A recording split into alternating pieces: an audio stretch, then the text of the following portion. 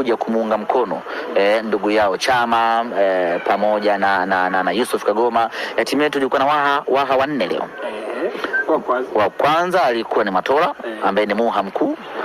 Wa pili alikuwa ni Rabi Hume ambaye ni muha wa pili. Wa tatu alikuwa ni Yusuf Kagoma na wa nne alikuwa ni Mwamba Lusaka Clatous Chota Chama, muha mpya. Anatoka maeneo ya Buhigwe. Ndio nyumbani kwao. Ila wazazi wake walijenga maeneo ya Kibirizi hapo. Sawa semaji. Tumalizie kwa niaba ya mashabiki wa Simba ambao hii leo wametusapoti, waliokuwa hapa Kigoma, mikoa ya karibu na hata wale waliotoka mbali hapa Kigoma. Kigoma hakuna ukaribu kutoka mkoa.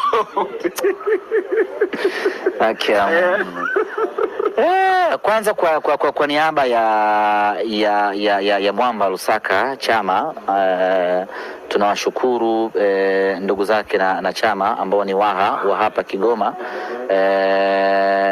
kwa support kubwa ambayo wametuonesha, wameonesha mapenzi makubwa kwa miaka 3 ama 4.